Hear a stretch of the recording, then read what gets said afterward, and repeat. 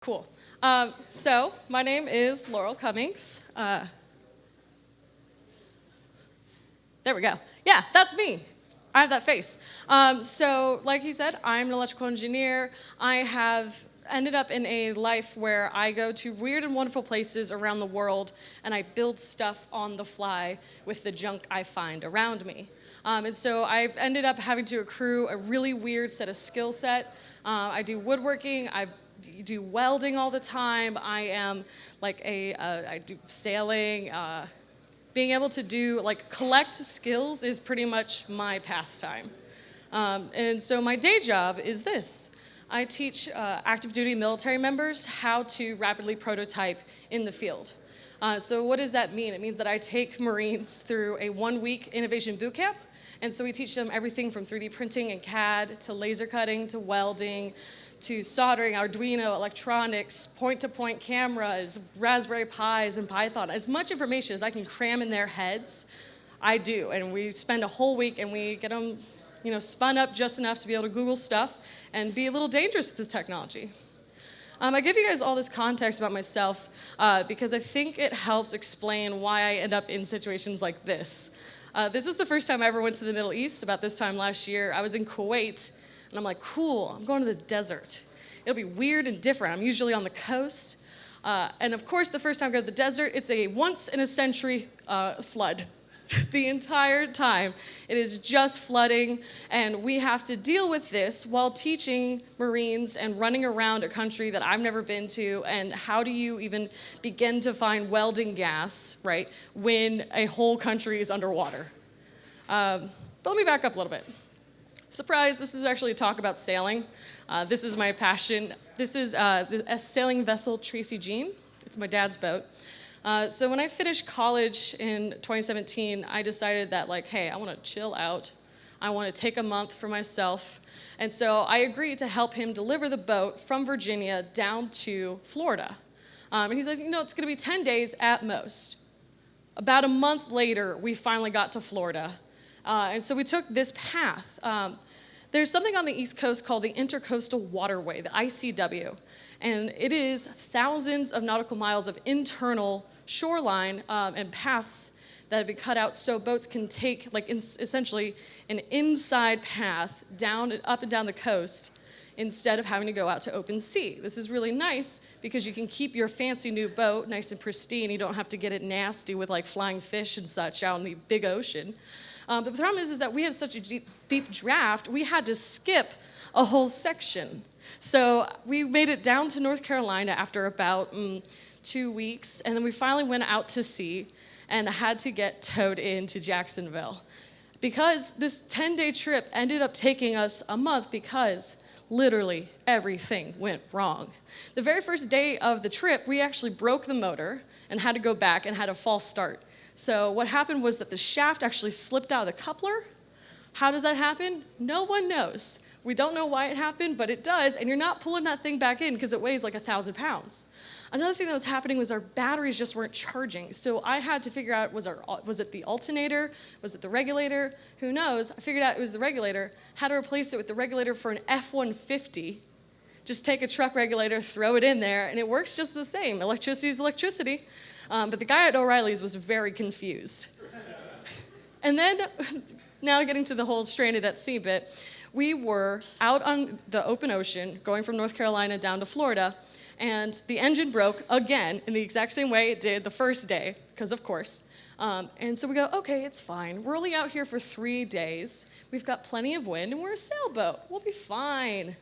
4 hours later, the mainsail rips. The clew, which is the bottom corner holding the whole thing tension, just tears completely. And of course it happens right at 7 p.m. when it's starting to set. The sun's starting to set. So I have to sit up there for 4 hours in the dark, sewing it back in. So all these problems were ones that we had to solve in order to get back home, right? But they're very obvious problems. And so that makes step 0 of my kind of process of how do you deal with these situations really easy. Okay, the sail ripped, fix the sail. Okay, regulator's broken, replace the regulator. And so these were all the problems I had to solve to get to this point. This is my New Year's Eve in 2017, getting towed into Jacksonville by a very confused set of Coast Guards people. Coast Guardsmen? We'll go with that one. So this is how I spent my New Year's Eve, literally as the ball dropped, just sitting in the frigid cold of Jacksonville, Florida. It snowed for the first time in 4 years as we were coming in. I was so over it. So those situations are really easy, but it gets a little harder when you're in these circumstances. This was the Grand Bahamas about 3 days after Hurricane Dorian had just left. Our company went down and did first response. And when you are seeing this level of destruction, there are, literally everything's a problem. Everything is broken, everything's been decimated, and you don't know where to start. But what I've actually realized is that we always start by talking to people. And it actually is a process that's very similar to radio. I did a brief stint doing radio journalism for a little bit, and I realized that I have the same behavior when I'm going to a natural disaster as I do when I am interviewing someone for radio journalism. I will, when I'm first getting set up, ask someone to start talking about what they had for breakfast. This gives me like a whole myriad of things I can accomplish. First thing I do is I start level setting. I'm changing my audio settings to be like whether or not they're a loud talker or quiet talker, whether there's background noise. I can set that level so my recording sounds great, makes my life easier afterwards. I'm getting them more comfortable with me too. I'm getting them to open up by asking them a really kind of silly question. Their answers from like the very beginning are a little less rigid. They're getting warmed up to me. They're getting comfortable and finding their voice again, which makes them sound better on the tape. You want to do similar things in a natural disaster because that's how you get people to start telling you, yeah, you could fix my car, or like, you can like just help me get in touch with my family. And by remembering to be human in these circumstances, it really grants you an opportunity to get at the good problems. Okay, so we have all of these problems now. We've talked to everyone on the island, and we've figured out what's going on, and everyone's got an issue. What do we do next? The best thing you can do is Mark Watney the situation. For those who aren't familiar, Mark Watney is a fictional astronaut from the movie The Martian, The Martian. He essentially is stranded on Mars by himself, a hostile planet that like no one lives on, has ever lived on, and has to figure out how to get home. The movie and the book do a really great job of showing how his mental process goes to breaking down the problem of, crap, I'm stuck on Mars. So he kind of goes through this whole process of like, you have the big grand problem, right? And then you have the three, you can break that down into three subcategories. You gotta get in touch with Earth, you gotta survive, that's the big one, and you gotta get back home. And by breaking these down even further and kind of, bucketizing these problems, you can find a way to actually answer the big problem. And this process is incredibly instrumental for these really stressful situations where you don't have time to maybe slow down and logically think about these things. So this process really helps force you to start to go through that and realizing that hey, if I build a way to make water for my crops, I also solve the problem of me as a human being needing water.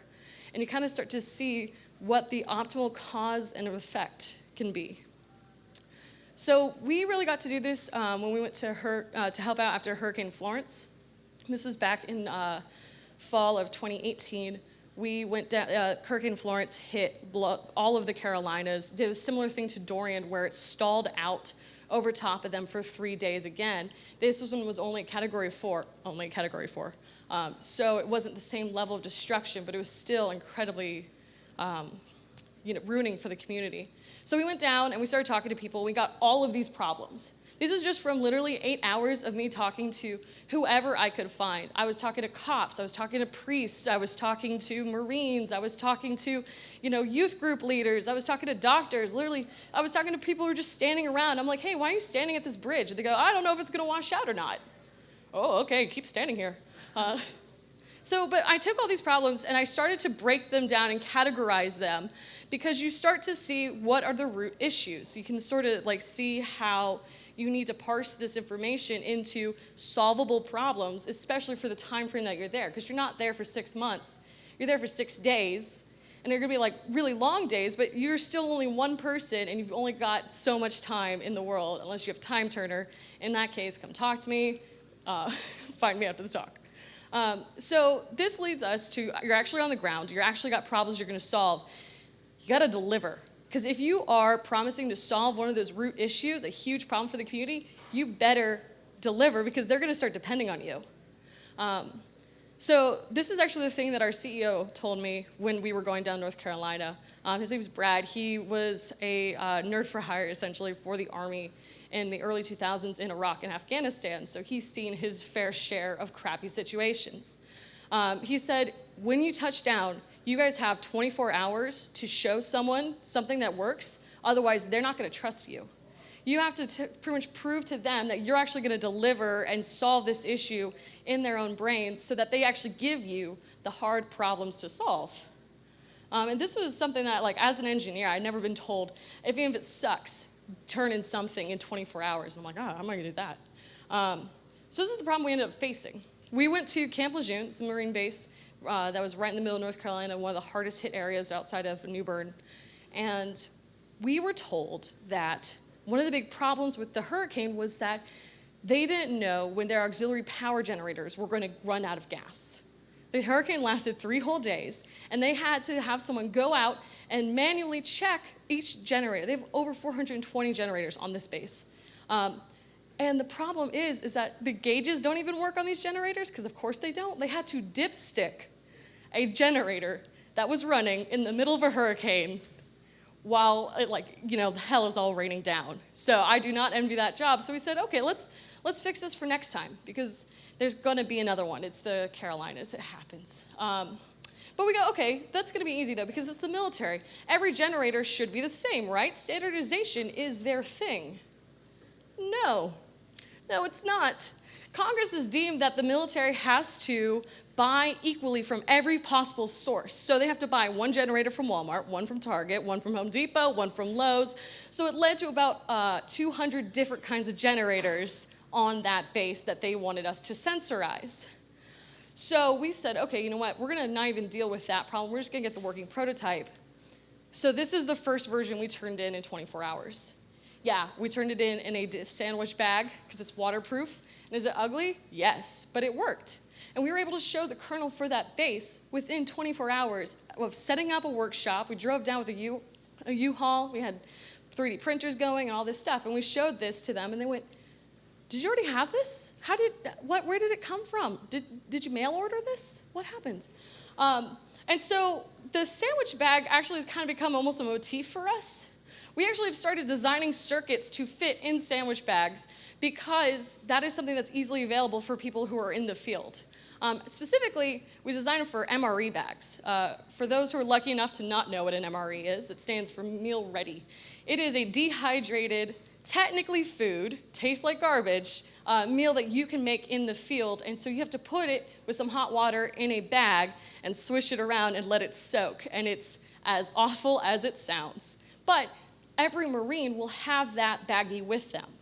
That is something that will be standard for them. You can even assume that a sandwich baggie is a standard item, but you know every single person will have an MRE bag, and then that is waterproof. But also, sometimes you have to settle for just being able to deliver yourself safely from point A to point B. When we were in Kuwait and the flooding started, we had no idea what was going on. Honestly, we were all a little panicked. No one really spoke Arabic. We had no idea what was going on. And so instead of being able to provide viable solutions, the best thing we were able to do in that situation was deliver ourselves to a place safely and not become part of the problem. Because that sometimes happens in disasters when people show up and they have all the best intentions, but they say, hey, I'm here to help. I did not bring any water or food for myself, so if I could have some of your supplies, that'd be fantastic. And at that point, you are actively hurting the situation, is the unfortunate truth. The next thing is the reps matter, right? It's just like working out at the gym or practicing for any sort of situation. This is why we do drills of any kind, right? Why we have elementary kids going through fire drills and all that. You have to practice, and you have to practice in meaningful ways. So what kind of practice matters, though? You have to make sure that you're good at making anywhere. You have to make sure that you're good at making with whatever you've got around you, and that you can make the same project multiple times. I'm going to explain each one of these. So making anywhere. You can make wherever you can fit, really, is the situations I end up in. Sometimes It means that you're in the engine compartment of a sailboat and you are trying to solder with plumber's solder and a butane torch while you're hanging upside down over the engine, trying to get a regulator meant for a truck into a boat, and you just gotta suck it up. Other times, you're actually working out of like a shipping container. That actually happens a lot. We've started carrying fake grass with us when we have to build out shipping container workshops because it's a lot cheaper than carpet, and it makes you feel a little bit cozier. But you're making the best of a bad situation, right? And then when we were in Okinawa last, the classroom that they gave us was really a tsunami fallout shelter, which we walk in and we're like, oh, this is bleak. There's no windows, literally just a concrete box. But it actually turned out to be a really cool situation because we were able to draw on all the walls with metal marking chalk. So we essentially had whiteboards, which is way fancier than we usually get. So getting comfortable in all these kinds of situations really matters because you don't know what's going to happen. You don't know where you're going to end up. The next thing is you got to get comfortable building with anything. So when we went to the Bahamas, everything on that image, on this one table, was what we were able to take with us. We had to load it all into duffel bags that can get through security at the airport that are below the 50 pounds. We only had 4 duffel bags because there were only 4 of us going. And we had to take a 3D printer as well. But when you get there, that's all you've got. You're not going to get Amazon Prime to show up, right? So, and you're not going to be able to take things from anyone else because everyone needs it in that situation. And honestly, people aren't really volunteering up their stuff right after disaster, which is understandable because they're in shock and they've lost so much. The other side, though, the other image is from when we were in Kuwait last time. And we were running a simulation, essentially, with these Marines, and we'd given them paintball guns. We said, you guys get to defend, but only with these. This is more freedom that they usually get. And so in the mechanics of the game that we were running, essentially, they lost all of their paintball guns, but not the paintballs. And then they realized that they also had a t-shirt cannon that we had given them for taking down drones. So I'm playing a bad guy, and I'm walking around a corner trying to be sneaky.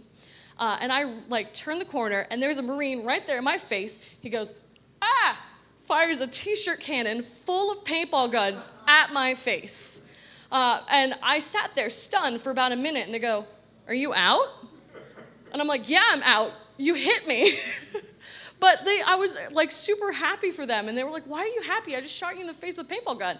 And I'm like, because you made a paintball gun out of a t-shirt cannon, which was something I never expected you to do, and that's fantastic. And so being able to improvise like that, they built it literally in 5 minutes on the field. Being able to improvise like that matters greatly.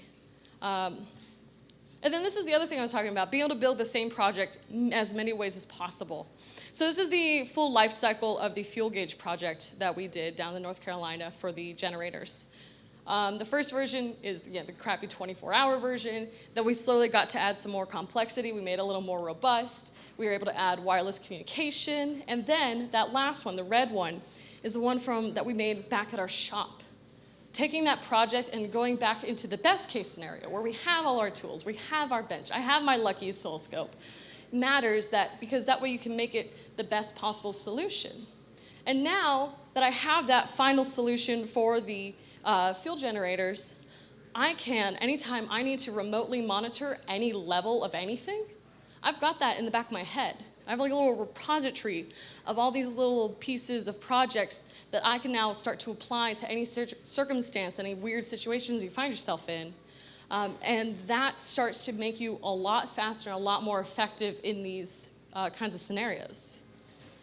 But the most important thing in this whole process is following up.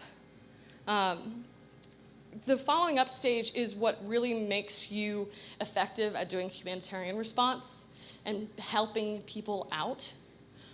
This is actually what we did in the Bahamas when we got there. We were one of the first teams there. We didn't even realize that we were the first ones. And we didn't make gizmos. We weren't making Arduino widgets. We weren't 3D printing, stints and such. We were fixing roofs. We were serving meals. We were helping people, letting people use our sat phone to call their family in Miami and let them know that they made it okay. Because it's really important to remember that, like, even though technology is the thing that we are fantastic with, and that's what we're all really passionate about, at the end of the day, we're all still humans, and there are certain things you have to do before you get into the technology. It's important to remember that there are other things outside of your 3D printer that you can use, like forgetting that, you know, you can tap a screw instead of having to 3D print a whole new system, right? Like, we can sometimes default to the tools we know. And speaking of 3D printers, a big problem that we're starting to see is that people will leave technology like that behind in these places in a post-Hurricane Bahamas or something, and just be like, okay, cool, we gave you guys a 3D printer, goodbye. We will see you next fall, like whatever, like goodbye, have fun, and they're still recovering from disaster. The recovery stage is gonna take years. And so now they have a technology that they don't know what to do with, that they don't really have the time to spin up on, that they never got the proper training for, just sitting, taking up space. They're probably gonna sell it. They're probably going to take it apart for other parts, if they even can figure out like what parts do what. So it's very unsustainable, and it's this really kind of unhealthy attitude that we've started to have about technology is gonna save the world, because we just give people tools and we never teach them how to properly implement them. We don't follow up to make sure that it didn't break on them while they were gone. And that following up is actually really important in terms of what we do for these solutions. So with North Carolina, we came back to our shop, we built this awesome end result, and we went back about 4 weeks later and taught a group of Marines and people who lived on the base how to make it. Because, like we were saying, this is a premeditative solution for the next hurricane. It doesn't help them if we're 6 hours away in Washington, D.C. when the next hurricane's coming, because they don't know how to do it themselves, right? So you gotta make sure that you leave behind a way that that legacy, that information will be carried on, and that people will be able to use this in the future. And honestly, they made it even better than us, because they used those generators, they were working with them all the time, and so they were able to make sure that they were like, hey, actually, did you think of this? And that was awesome, because you want to make sure that you're talking to the people who are actually going to use the product you're using. So when I was preparing for this talk, I was very nervous. And so I started reading a lot of these old articles on Hackaday and trying to see, like, oh, has anyone ever done any disaster stuff? And I found this one from 2017 after Hurricane Maria came through and decimated the Puerto Rico. And so Jenny wrote this, and she has this one quote, and I just want to read it out. In our world of hardware hackers and makers, we are on the whole practical people. We exist to make and do rather than endlessly talk. Seeing the plight of the victims from Irma, Jose, or Maria leaves us wanting to do practical things to help, because that's what we do. But of course we can do nothing because we're thousands of miles away and probably lack whatever skills or training are in demand on the islands. I really love this. This gave me a lot of hope, because I was worried that people weren't going to care. I want to know that there are people out here who want to help. And if this is how it was back in 2017, it doesn't have to be like this in 2020. I'm here to say that we can be that bridge for you guys if there's still interest in helping out in these circumstances.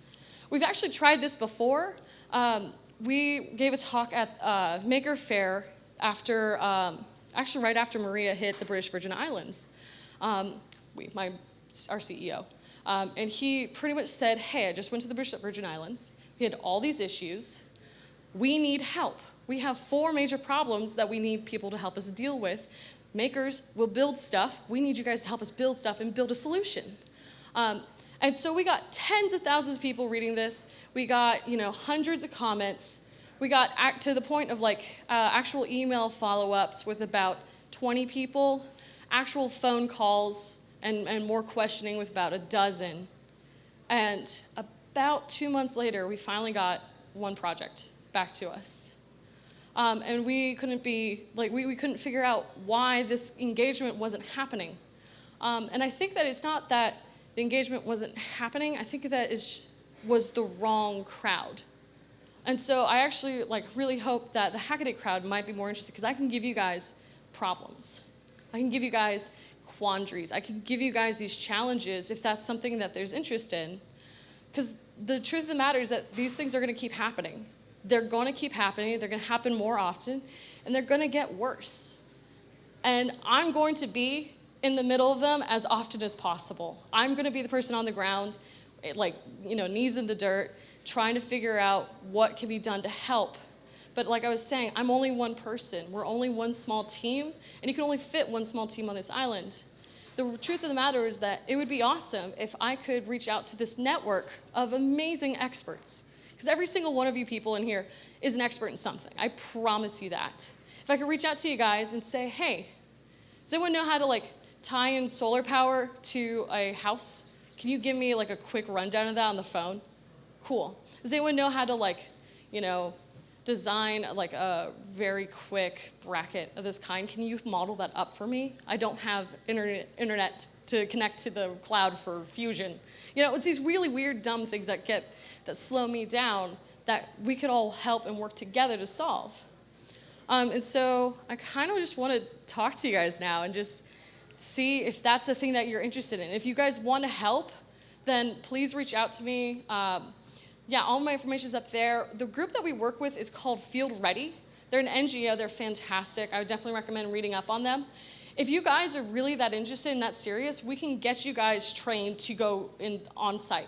If you guys want to be the people also, next to me in the middle of nowhere, trying to figure out why stuff's flooding and where the power went and why the plumbing's not working, then we can get you in touch with those people, get you that training, because we need the help. The world's kind of going to hell right now. I don't know if we've noticed.